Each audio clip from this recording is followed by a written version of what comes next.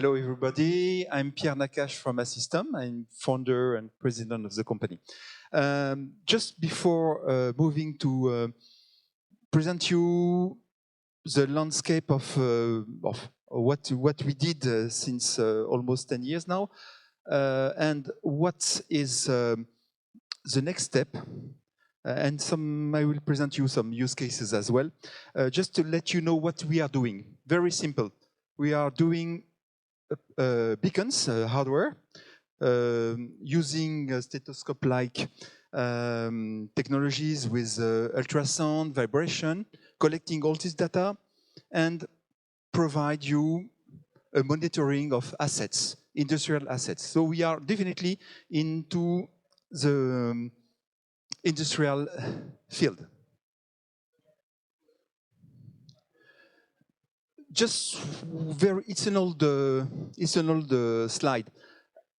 Since the beginning, why today we can say that all this IoT is mature for industries. Simple because of three points. The microchips is now very powerful. It's low consumption, ultra low consumption technologies, and last but not the least, you have really ultra long range technologies in terms of wireless network. This is our story. So at the very beginning, we started to create this product. Then starting to come and to see with customers what's going on, what is the interest, the feasibility, okay? Then we started to make some proof of concepts. Well, fine, people are interested on these technologies. Then we start to go, it's a hype, Gartner hype, you may know. We started to work on proof of value. So at this time, all the customers are really happy about what we are providing, what IoT are providing, what algorithm-driven technology are able to provide in terms of advice and so on. Then come the most complicated part of this journey is how to implement this technology into IT, into the own platform, the customers' digitalization, industrial digitalization. And this is really a long journey. Thankfully, we are now really in this slope and moving to this deployment area. So let's say the market is mature. I don't want to move too much on these topics, but you know that there is a lot of different wireless technology. Let's say that some are now mature and moving to be deployed massively in the industries. LoRaWAN is one. What I'm facing always when I am in front of a new customer is they are confusing. They use for years, 20, 40, 50 years, they use sensors. They have sensors, but they use it for process. What is important to tell is that IoT is not for process control, and it will not be able to provide any information in these topics, simply because the IoT send sometimes information. But let's say it is not because it is not made for process that it is useful for process. Because, as I said, we are in the field on machine efficiency monitoring, but you have a lot of different, I would say, applications that you saw during all these days: energy, safety, environmental issues.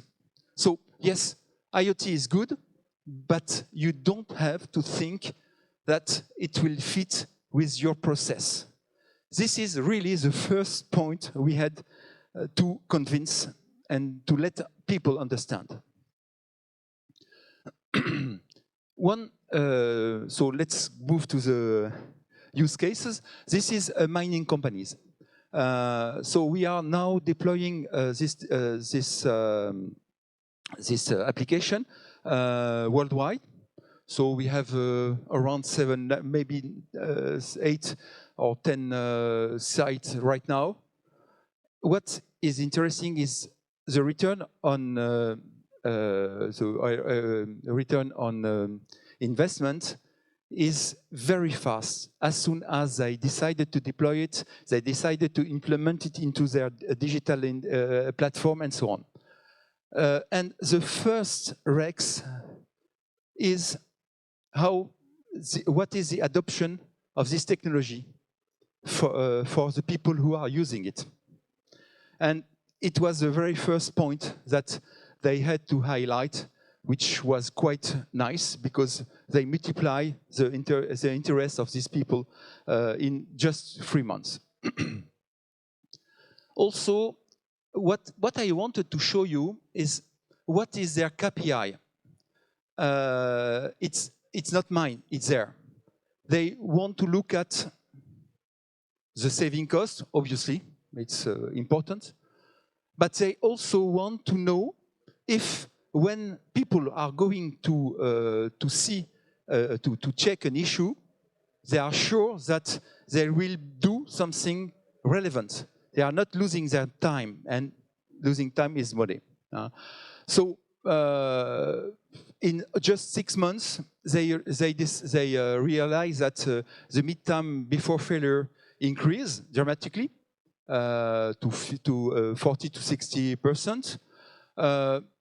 They had some saving costs which quite relevant with just 7 sites. And the maintenance cost of per ton, because they are producing mining stuff, decrease more than 30% in just 4 months. So thanks to that, they are now speeding up the deployment, which is good. But again, it's a long journey. What is the next step from my perspective? So let's say, a recap. I'm in industry. I'm looking for maintenance, okay? So when you have a maintenance program, you have, let's say, 12 months of program, and then things is happening. You may not have to use your product well, or you even don't use it too much, your asset. So in that time, everybody knows that they can adapt the program. But what is very interesting when using IoT data to this, for example, this program, is that you are starting to work on so-called time frame. I mean, using the time series, which is IoT coming from IoT, adapt immediately, all the time, the program. And this is really powerful for people. So in that case, we are moving, thanks to the IoT, thanks to all this data you have in your factory, you are collecting some information and then be able to adapt yourself. For example, you have the system is working, it's 100% is working at what is requested by the supplier, okay? Then starting to have some issues that you have a lubrication issue. How do you do? You have to adapt very quickly what's going on and readapt the program. I don't know if you understood what I mean, but it's a simple example to take both regular information and then dynamic information. Okay. So as a conclusion, proof of value, feasibility is done. Proof of value is done, and the deployment is now. It will take a long time. Huh? We know that, Julian.